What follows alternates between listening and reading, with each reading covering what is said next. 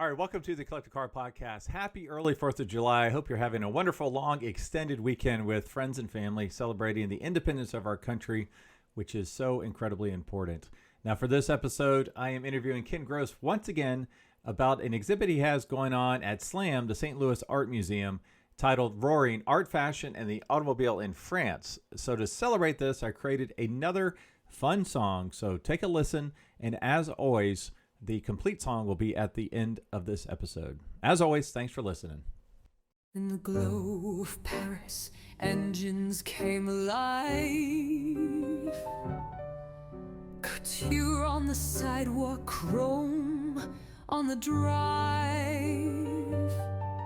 Bugatti roared past with a dancer's grace. M-like sculpture, leather and lace. RM Sotheby's is the world's largest collector car auction house by total sales. They are the preeminent market maker of high-quality collector cars and collections, regardless of size or complexity. By working in partnership with the Sotheby's team and its network of 80 offices in 40 countries, RM Sotheby's has established the largest client network of any collector car auction house in the world.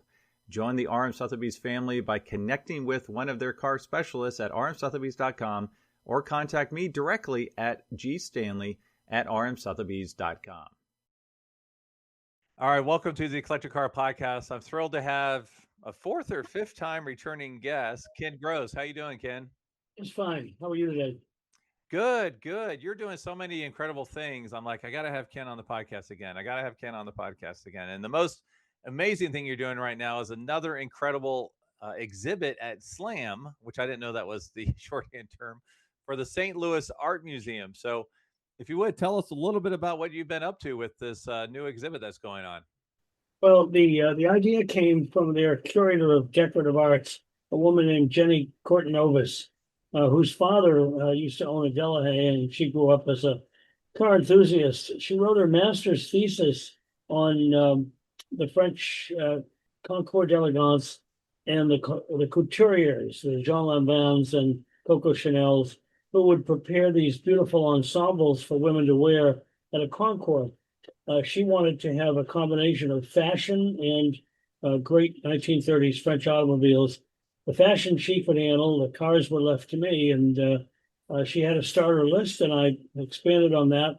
And we have 12 really fabulous cars in St. Louis at the Art Museum right now. And I found out yesterday that in a little over 2 months, the attendance is already 55,000. So they are very happy with the way things are going. And so am I, because it's always great to put on a show like this. I also had a Bugatti exhibition earlier in the year, and that was very successful for the museum. But St. Louis goes until July 27th. So if any of your podcast followers can get to St. Louis, they can see this exhibition. Yeah, I highly recommend it for a lot of different reasons. One is obviously the exhibit itself is amazing. It's not just cars. Like, it's all about what's happening in the time period of the day, including the art and the fashion, which I thought was really interesting. We have a fabulous catalog for this. It's over 300 pages long. You may have a copy of it yourself, but it talks in detail about some of the leading fashion elements of that era.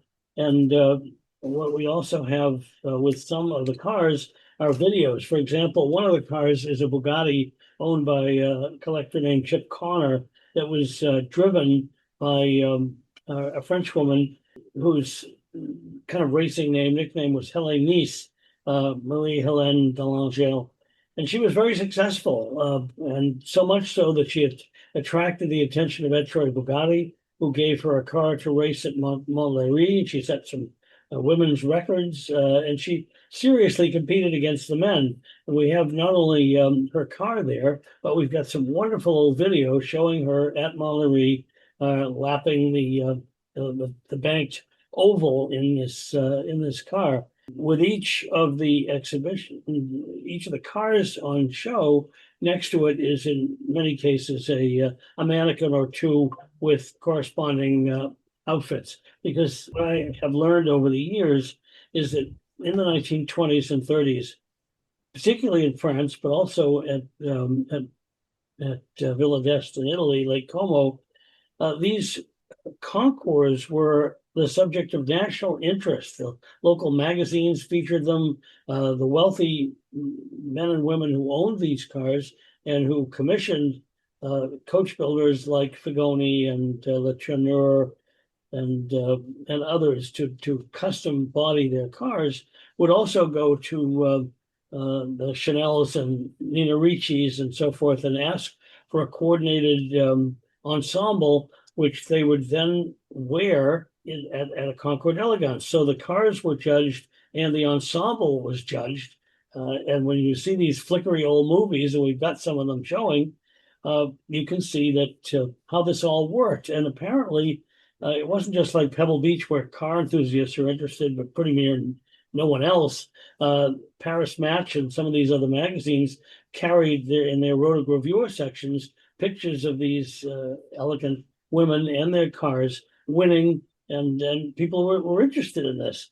One of the cars that we have on display is a D8 Aerosport Delahaye, and that car, the background to that car is a clip of Josephine Baker, who was a nightclub performer, dancer, artiste, a really beautiful black woman who had several Delahages and competed in concours. And so we have, again, a film of Josephine Baker at one of the concours backing up the Delahaye Aerosport, which is on display. So you can spend, I mean, there's 12 cars. It doesn't sound like a lot, but because of all the background information and vitrines that have clothing and jewelry and art from that period, you can spend quite a bit of time at this exhibition looking at all the complementary elements which Jenny put together. Yeah, it really is amazing. And I do have the book here, and it is quite a book. Like it's a stunning, beautiful book that was put together as part of this exhibit. You told me, I know for the Bugatti exhibit, it's like, get the book when you get there because they're not going to last and they're very cool and they have a ton of information. So I haven't had a chance to crack into this yet, but I will. And it is fabulously done. So let's talk about a couple of the cars here. Well, first off, I remember for the Bugatti exhibit, it was quite difficult to get some of those cars into the museum. Did you have a little bit of an easier time with this exhibit? Oh, not at all. Most fine art museums, they're certainly, they can accommodate large pieces of sculpture, but for the most part, something on the size of an automobile was probably never contemplated by the people who did the building, particularly in St. Louis, where the building goes back, the main part of the building goes back like 100 years to the St. Louis Exposition. So we had to do some creative things. The gallery that we wanted to have for the cars and all the fashions on display is in the rear of the museum. There's 2 flights of steps that go up to it and a large set of doors. We had to build a platform that would accommodate a rollback. So the idea was that these reliable trucks would bring the cars. Each car would be loaded onto a rollback, which would then butt up to this platform. And I'm not an engineer or anything, but when we looked at it, I thought, well, this is the kind of thing we need. I didn't do a detailed drawing, but I did kind of a sketch. And damned if they didn't rent all the pieces. And we had a platform that would hold the Bugatti Royale in the exhibition. We have the Weinberger Cabriolet, which came from the Henry Ford in Dearborn, Michigan. And that car weighs 3 tons. It's really big, but we were able to just slip it through the doors once it was on this new structure. So, of course, at the end of our installation, they had to take the structure down, and they'll have to put it up again in the first week of August when we take the cars out of the building. Once they were in the building, it wasn't too difficult. I work with a fellow named Webb Fair from, he lives in Palm Springs. He was Peter Mullen's collection manager, and I like to joke that Webb can put a car through the eye of a needle. He really has a wonderful sense of how much turning room we need and how to get a car up next to a wall. I mean, we do use Go-Jacks, those wonderful rollers that you put under wheels, but it really takes a great guiding eye. So the way we do it is Webb does the directing and I do the steering, and we train our museum preparators to help push the cars very carefully on hard surfaces like bumpers or edge offenders and so forth. And I'm happy to say in 15 exhibitions, we've never scratched a car, so we must be doing something right. Yeah, no, that's great. And I'm glad you mentioned where it is because it really is in quite an amazing spot in St. Louis. I believe the 1904 World Fair took place there. And it's really cool because you actually have the St. Louis Zoo. It's not far away. It's all in the same kind of, park. You have Art Hill where people hang out and just chill out and see some of the sculptures.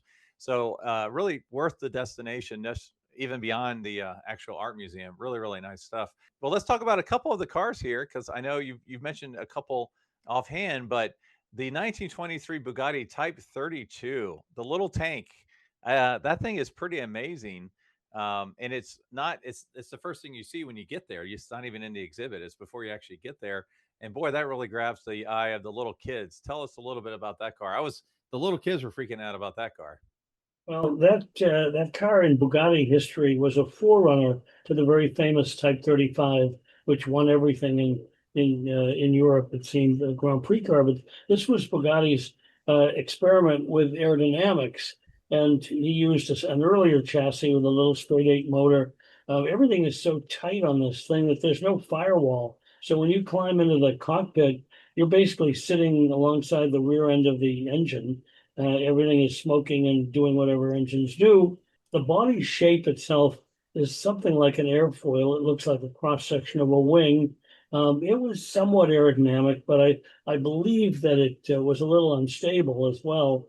Voisin had an aerodynamic car that they tried at the same time in the same race, and Jenny was able to come up with some wonderful video of the car and its maiden voyage, if you will.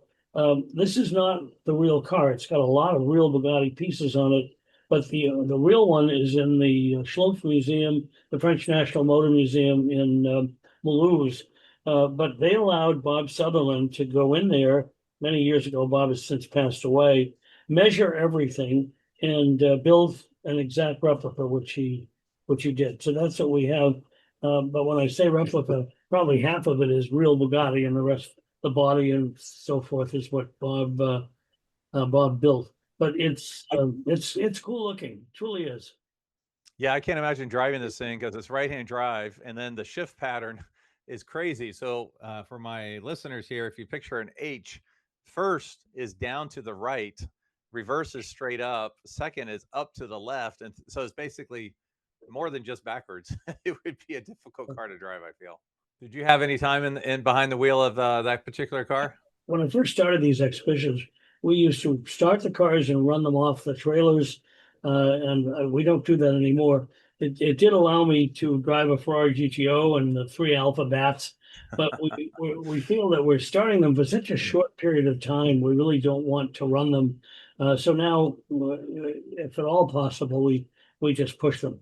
I have driven a Type 35, and it's a remarkably exciting, lightweight, nimble handling car for the period. This car was a couple of years earlier, so I have no basis of comparison really. So not all these cars are strictly French cars. I mean, you have an Alfa Romeo, one of the most iconic cars ever in this collection, 1930, 60, 1750 Zagato Spider. You've got a couple other cars. I mean, obviously. Well, the Hispano was made in Paris. And the reason we have the Alfa is because Alfa's showroom in Paris was this fabulous Art Deco affair, and several noted French artists drove 1500s and 1750s. So it's a little stretch, but that's why they're there. Everything else is French. Yeah, talk about the Hispano because that thing is just really crazy. I mean, it's got a kind of a boat tail. It's called a skiff torpedo. Really nuts. That car originally had a body by Leon Guillet, and this is a recreated body because the old one just fell apart, but it's exactly like the way it was. It's owned by Judge John North in Easton, Maryland, St. Michael's, Maryland, who has a fabulous collection of cars. He also loaned us the 60 1750 Alfa Romeo, and the body, the original body would have been tulip wood. Hispano did a number of these. Andre Dubonnet he had several of them. The wood is just, it's like polished mahogany. It looks like a beautiful boat. It just happens to be on wheels. But Hispano-Suiza, the company started in Barcelona, but they really found that their market was not Spain, it was France. So they built a factory on the outskirts of Paris, and most of the 30s era Hispanos were built in France, not in Spain. So we felt that was a reasonable leap to Right. Yeah. No, that makes sense. And there's just gorgeous, incredibly gorgeous cars just to look at. I mean, the Delahaye, we've talked about that before on this podcast. Bugatti Royale. I mean, that's what, one of six. I know that's the one from what, the Henry Ford Museum. It is, yeah, and that car uh, was really interesting. Dr. Fuchs, who was the owner in the early 1930s, late 1920s, it was obviously not a good time to be a Jewish doctor in Germany, and he found a clever way to have that car bodied.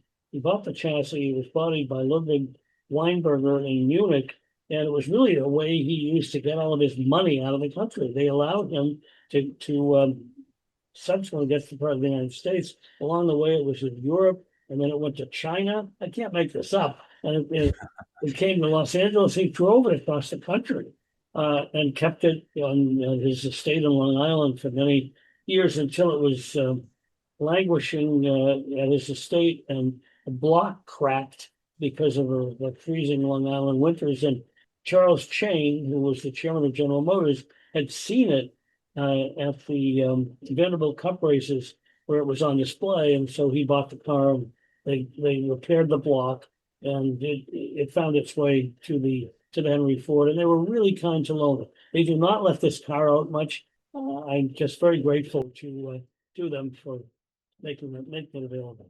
If you've never seen one in person, honestly, this is the only one of the six I've ever seen in person, and it is absolutely massive. It's like it's a scale size bigger than any other car you probably have ever seen. 21 feet long.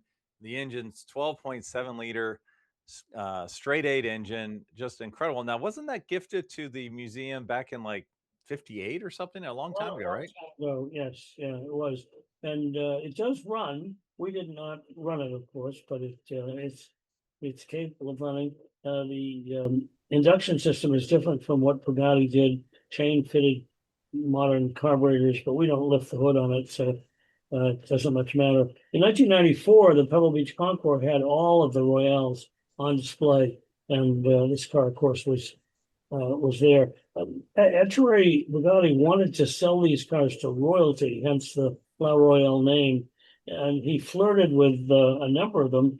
King Michael of Romania, I guess, came close to buying one, but it's said that Bugatti liked to invite his important clients to come to his own hotel, the Hostellerie de Pourcin, that was on the premises in Molsheim, and it said that if he didn't like your table manners or how you were as a conversationalist, he might not sell you a car. And apparently this happened to King Zog I of Romania. It's another thing I can't make up. But there was King Zog, and Bugatti didn't care much for King Zog, and he didn't sell him a car.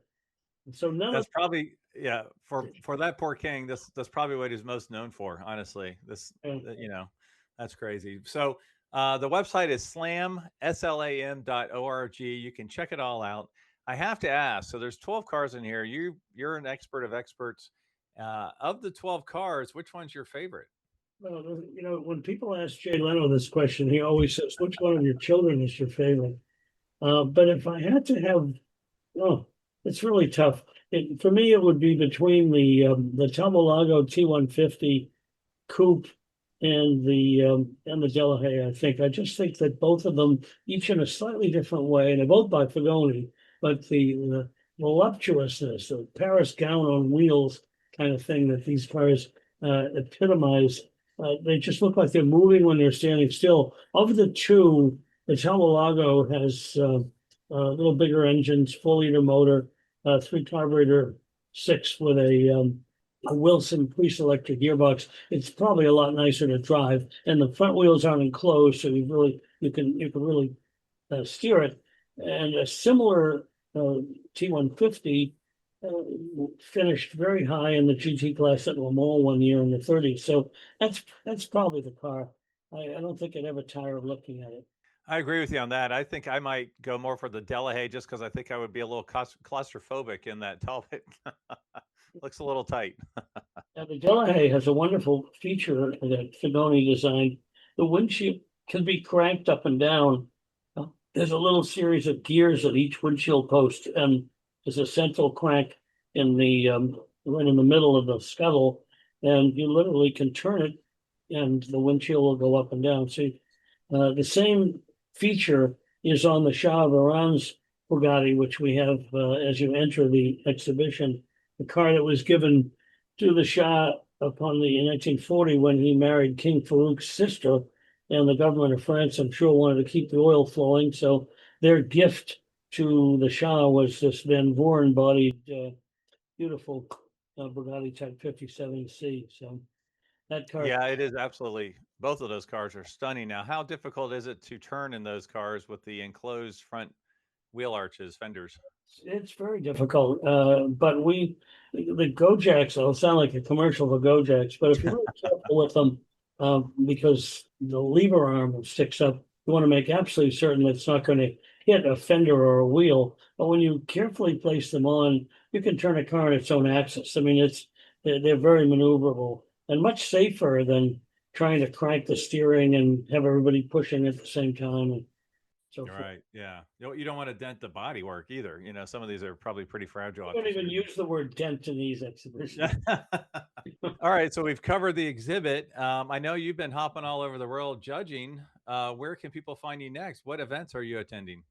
Well, believe it or not, I'm not going to a number of the events this summer that I used to go to, just because I started the year with so many of them, and I'm hard at work on several book projects. But Pebble Beach, I guess, is really next.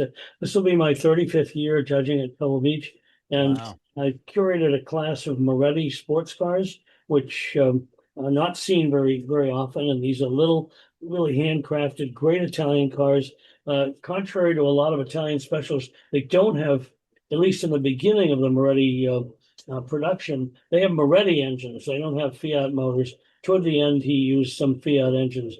But I'm also working with Peter Larsen, the noted Danish writer, on 2 classes of Virgil Exner's show cars from the 1950s. So we have a fabulous Exner display going on. And on Thursday of Pebble Beach, I'm hosting a forum with a number of folk designers to talk about Virgil Exner and his contributions. And he, of course, was kind of the father of the Finn, even more so than Harley Earl. So we'll talk about Exner and what a brilliant man he was. So Pebble's next. This year I'm driving my 40 Ford Coupe with an Oldsmobile engine in it up to the Race of Gentlemen in Wildwood, New Jersey. A little bit offbeat from a guy who has been in the Classic Car Club of America for over 60 years, but I'm very ecumenical. I like all kinds of cars, and I love hot rods, so I'll be there. Yeah, that's awesome, man. Well, as always, I appreciate your time for being on the Collector Car Podcast. And next time I hear of one of your exhibits or something else fun to talk about, I'll be sure to hit you up to be on. I'm always happy to talk, Greg. Thank you. In the glow of Paris, engines came alive. Couture on the sidewalk, chrome on the drive. Bugatti roared past with a dancer's grace. Like sculpture, leather and lace. The city lit up like a midnight stage.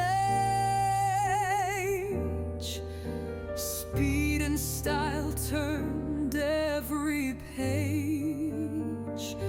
They were roaring through the Rive Gauche, scarves in the wind, heels on the approach.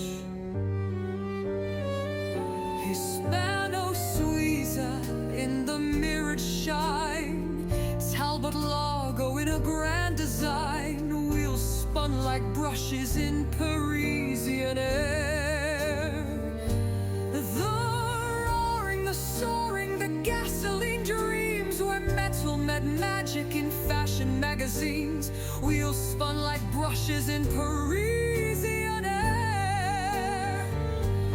The roaring, the soaring, the gasoline dreams were metal met magic in fashion magazines. Perfume on gloves, silk stitched by hand. Oh, velvet-lined doors and mahogany trim so grand, with headlights like jewelry and grills full of pride. Elegance with the city on a midnight ride.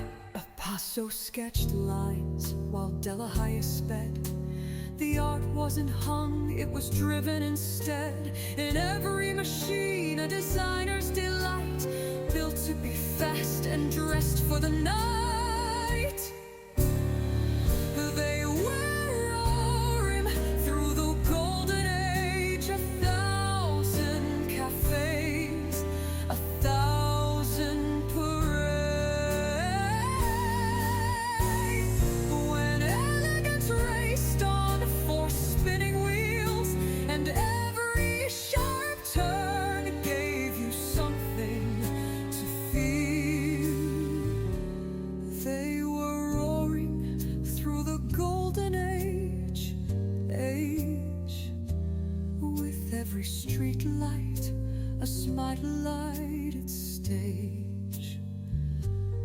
The roaring, the soaring, the smoke in the scene of 1930s France in a fast mood.